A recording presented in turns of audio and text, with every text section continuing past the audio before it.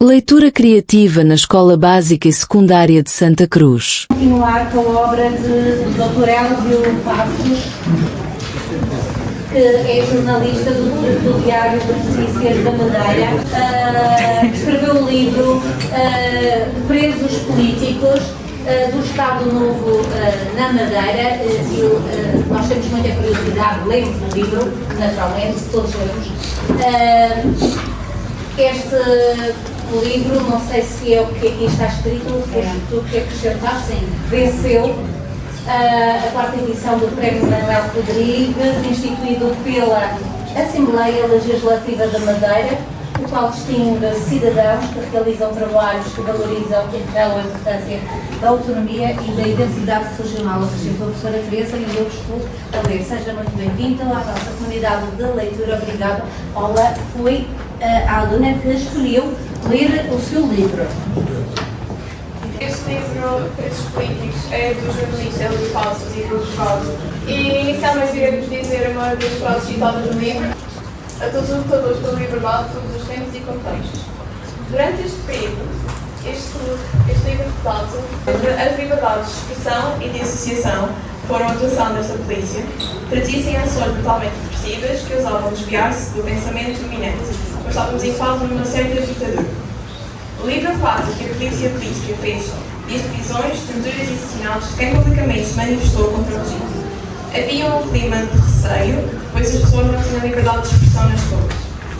É abordado o comportamento da polícia em fases de contextos cruciais, como a imigração clandestina, a revolta do leite que ocorreu de madrugada no Funchal, a vaga repressiva de 1948, que haviam 40 presos, dos quais 24 foram a julgamento, a revolta das águas na lombada da Ponta do Sol, devido às levadas, a perseguição às testemunhas de Jeová e a perseguição às pessoas de etnia cigana. O trabalho da polícia era o controle das pessoas que falavam o contrário desta ditadura nas ruas. Durante a ditadura e Estado Novo são sentenciadas 453 prisões na Madeira, 1081 no Porto e 845 em Lisboa. Houve o cuidado de recolherem as testemunhas que houve durante estes acontecimentos e as pessoas eram extremamente intimidadas para não falarem daquilo que acontecia nos dias atuais. Muitas das prisões eram por períodos curtos, não necessitando de investigação. Assim, não permitia que não fossem divulgadas as informações daquilo que acontecia nesse tempo. Rondam 2 centenas o número de casos levados a julgamento. Muitos eram libertados numa situação de total desconforto e abandono, sem que dispusessem de meios para regressar à sua ilha. Este trabalho divide-se em 4 capítulos. O primeiro, um pequeno roteiro das cadeias por onde passaram, biografias dos presos, 5 testemunhas das pessoas envolvidas nos acontecimentos e, em último, demonstra como as perseguições tinham um pilar nas prisões. Após a passagem pelas instalações da polícia, que tinham condições decadentes devido à higiene e ao saneamento, que era extremamente mau nessa altura, devido às condições, o forte não obedecia às regras, saneamento tal como referi. Consequências, havia demasiadas pessoas a irem para o hospital. Houve diversas prisões por tentativa de imigração clandestina e como temos aqui presente, temos um monumento da revolta das águas que ocorreu devido aos moradores defenderem a manutenção das suas levadas e foi aterrorizante para as crianças que estavam nas ruas, pois presenciaram tiroteios e estavam a tentar se salvar desses mesmos tiroteios. Houve um número de preços significativo, que iremos mostrar a seguir, e agora vou-vos passar durante alguns segundos o hino que foi feito pelos presos.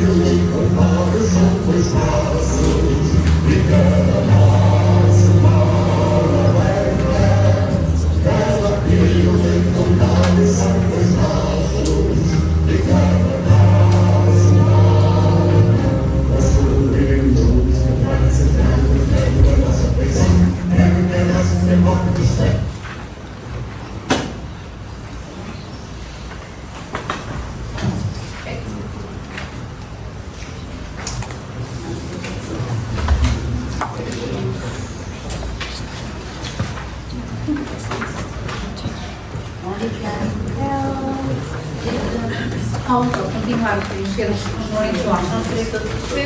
Tínhamos aqui apresentado as modalidades dos presos e algumas que tinham no livro, tinham as fichas e que é interessante essa parte onde nós podemos ter acesso às fichas de prisões dos presos. Passando à frente, temos as testemunhas, em que a primeira foi Maria Isabel Rezende, tinha um trabalho importante e não sabia. Esta era responsável por transmitir as cartas dos presos do interior da prisão para os seus familiares. E esteve presente na volta do leite, em que nesta altura ela tinha 6 anos. A Adriana, que eram os seguintes: tinha um pai que era professor, foi preso no contexto da barba repressiva, a mãe sofreu bastante com o ocorrido, mas nenhuma dos filhos deixou de estudar, apesar de todas as dificuldades ocorridas nesse tempo. Isabel Pestana, filha de uma das maiores figuras da revolta de Beja, era difícil ir até à prisão devido ao transporte e é importante ressaltar que Mário Soares foi o advogado. Violante Saramago de Matos foi uma que eu gostei imenso de ler esta parte da testemunha, depois foi o que me chocou na primeira parte, mas a seguir deixou-me confortável porque acabei por saber o que ela tinha passado. Era estudante nos tempos que procederam à Revolução de Abril e na sequência da sua participação na manifestação de 1º de Maio. Era o único bebê o seu na prisão já tinha nascido e como ele era ainda pequeno deixaram-no ficar com a criança. Nunca se esqueceram do que viveu, porque relatos que teve uma prisão um pouco violenta, pois estava na rua e não gostaram daquilo que aconteceu. Por fim, apresento-vos os preços por naturalidade e temos a tabela que está presente no fim do livro e os preços por prisão. E, para conclusão, temos os precedidos testemunhas de Jeová e as pessoas de etnia cigana. Para concluir, gostaria de perguntar ao jornalista Hélio Passos qual foi a sua reação ao ter acesso a estas testemunhas todas em primeira mão.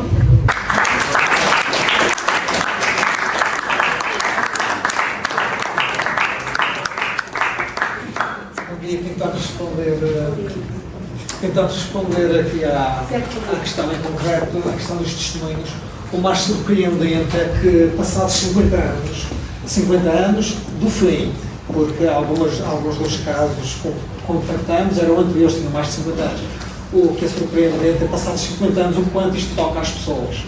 As pessoas, algumas ainda não querem falar do que passaram, incluindo nos dois lados. Também, até pelo outro trabalho que está em desenvolvimento, também tenho falado com pessoas que pertenceram aos quadros da PIDE, alguns familiares, muitos já morreram, mas passados 50 anos isto ainda toca muito às pessoas. As pessoas ainda se emocionam muito, algumas não querem falar, querem deixar lá atrás, outras já ultrapassaram, estão bem, digamos assim, outras continuam revoltadas, portanto é um assunto que ainda é difícil de abordar, ainda é muito complicado ter testemunhos diretos. A outra questão que é complicado ter testemunhos diretos é também que pela passagem de 50 anos muita gente já faleceu, é complicado encontrar pessoas que tenham participado diretamente. Portanto, muitas vezes tem de ser ou com documentos ou com testemunhos indiretos, portanto pessoas que contactaram com os que viveram